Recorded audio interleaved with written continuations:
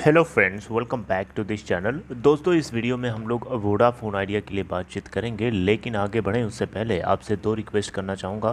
पहली रिक्वेस्ट कि अगर आप डीमैट अकाउंट ओपन कराना चाहते हैं, डिस्क्रिप्शन बॉक्स में एक लिंक आपके लिए ड्रॉप किया गया है। और दूसरी रिक्वेस्ट कि अगर आप चैनल को फर्स्ट टाइम देख रहे हैं, सब्सक्राइब करके ऐड हो जाइए और बेल आइकन को ज़रूर से हिट करिएगा। दोस्तों, वोडाफोन आइडिया लिमिटेड को लास्ट ट्रेडिंग सेशन में हम लोगों ने देखा था कोई बहुत बड़ा मोमेंटम नहीं दिखाई दिया, ना ही बहुत ज़्यादा कोई वॉल्यूम ट्रेड हुआ। टोटल वॉल्यूम कल के दिन ट्रेड किया था 8,49,25,689 एनएससी के प्लेटफॉर्म पे। और डिलीवरी परसेंटेज मैं अभी आपको बता रहा हूँ। ओपन हुआ था 6.05 के ऊपर और हाई बनाया 6.10 का और लो बनाता है 5.90 का और 5.95 के ऊपर बंद हो गया। मार्केट कैप करस्पॉन्डिंगली अगर आप देखें तो 17,097 करोड़ रुपए हो चुकी है। अगर हम इसका 52 वीक हाई देखें तो 13.80 का है और लो है 4.55 का। दोस्तों, अगर हम डिलीवरी की बात करें तो एनएससी और बीएससी पे टोटल ट्रेडेड वॉल्यूम है 12,37,86,500, जिसमें से 4,30,30,900 शेयर्स की डिलीवरी उठाई गई, यानी 34.8% है percentage of delivery. All right दोस्तों, शेयर होल्डिंग पैटर्न में अगर आप जाके देखेंगे तो एफआईआईज डीआईआईज का क्या स्टेटस है, ये आप यहीं स्क्रीन के ऊपर आप देख करके इसका अंदाज़ा जो है आप लगा सकते हैं। देखिए, एफआईआईज और एफपीआईज की बात करें तो उन्होंने अपनी होल्डिंग को कम किया है जून क्वार्टर के अंदर। एफआईआईज और एफपीआईज के नंबर्स की बात करें तो वो भी 21 थे 210 से पहले, अब 208 हो गए जून क्वार्टर में। म्यूचुअल फंड्स की अगर हम बात करें तो इनकी होल्डिंग थोड़ी सी स्लाइटली बढ़ी है, 0.58% से बढ़ करके 0.85% हो गई। वहीं number of mutual funds schemes की बात करें तो पहले 15 थे और अब बढ़ करके 21 हो गए। इंस्टीट्यूशनल इन्वेस्टर्स भी अपनी होल्डिंग को डिक्रीज़ किया है 5.61% से गिरा करके 5.59% इन Q1। जून क्वार्टर के बाद नेक्स्ट क्वार्टर जो आएगा सितंबर क्वार्टर, उसका हम लोगों को डेटा आगे पता चलेगा। दोस्तों, इस वीडियो में आप लोगों से मैं बात करना चाहता था वोडाफोन आइडिया के पर्सपेक्टिव से। देखिए, वोडाफोन आइडिया को आज की डेट में ज़रूरत है एक बहुत बड़े रिलीफ पैकेज की, और सरकार इसके ऊपर बार बार हम लोगों को सोर्सेज से यही पता चलता है कि सरकार डिस्कशन कर रही है।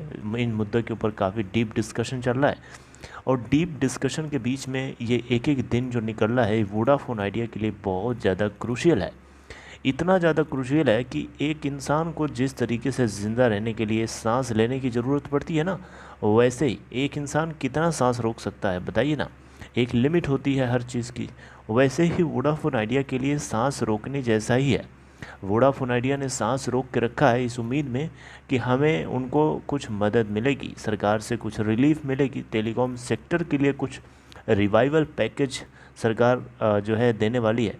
तो इस बात को लेकर के क्या सर्टेनिटी है, किस लेवल तक सर्टेनिटी है, इस चीज़ का हमें खुलासा तभी पता चलेगा जब सरकार खुल करके सामने अपनी बात रखेगी। अभी तो सोर्सेज और ऑफिशियल्स के जरिए हम लोगों को ये सारी बातें पता चली हैं।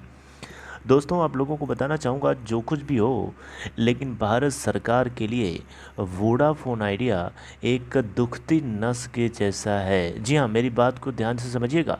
वोडाफोन आइडिया एक अपने आप में बहुत बड़ी कंपनी है भारत देश के लिए, और इस देश के लिए ही नहीं, इस देश की सरकारों के लिए कैश काऊ की तरह है। सरकारों के लिए कैश काऊ की तरह इसलिए है क्योंकि कंपनी एग्जिस्ट करेगी तो सरकार को रेवेन्यू देती रहेगी अलग अलग रूप में। टैक्स के रूप में देगी, एम्प्लॉयज़ काम करेंगे वो टैक्स के रूप में देंगे, इसके अलावा कस्टमर्स को सर्विसेज मिलेंगी, अच्छी क्वालिटी मिलेगी। अगर वोडाफोन आइडिया नहीं रहेगा तो quality of service will be down, public को एक्सप्लॉइट किया जाएगा, चूसा जाएगा। और इकोनॉमी का लॉ जो है, लॉ ऑफ इकोनॉमिक्स यही बोलता है कि किसी भी मार्केट में जब डुओपोली आ जाती है that is equal to monopoly. Monopoly के अप्रॉक्सीमेटली इक्वली मानी जाती है, क्योंकि डुओपोली में क्या होता है कि कस्टमर्स को मिल करके दोनों कॉम्पिटिटर्स आपस में एक्सप्लॉयट करना शुरू कर देते हैं। मेरी बात समझ रहे हैं? इसीलिए क्वालिटी ऑफ कंटेंट को या क्वालिटी ऑफ सर्विस को मेंटेन बनाए रखने के लिए any how the survival of Voda idea is very very important. रही बात सरकार के लिए, तो सरकार के लिए सर दुखती हुई नस है।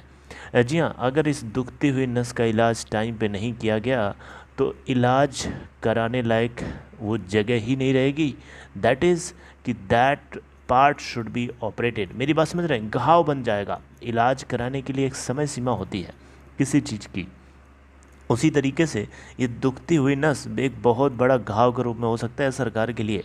और सरकार के लिए इतना ज़्यादा इम्पोर्टेंट इसीलिए मैं बोल रहा हूँ बार बार, क्योंकि सरकार को 1.5 लाख करोड़ रुपए, जी हाँ 1.5 लाख बहुत होता है, 1.5 लाख करोड़ रुपए सरकार को इस कंपनी से वसूली करना है। अगर सरकार नहीं करेगी इतना रुपया, अगर ये कंपनी डूब जाती है तो 1.5 लाख करोड़ सरकार का वैसे भी डूबना है। मेरी बात समझ रहे हैं? इसीलिए सरकार के लिए बहुत ज़्यादा क्रूशियल है। अब जितने बैंक्स हैं, बैंक्स के लिए भी क्रूशियल है, लेकिन बैंक से पहले सरकार के लिए क्रूशियल है, राइट।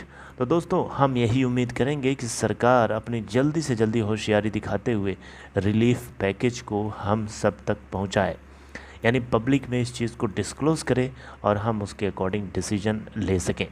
मेरी बात समझ रहे हैं? तो एनी हाउ मैं आप लोगों से यही बोलूँगा कि कितना भी कोई आपसे नेगेटिविटी की बात करे, आपको पॉजिटिव रहना है। You have to be positive, क्योंकि पॉजिटिविटी ही रखना आपके लिए इस समय ज़रूरी है। Because this is very very very tough time we are going through, and any how we have to maintain our self in this tough time so that we could save our losses.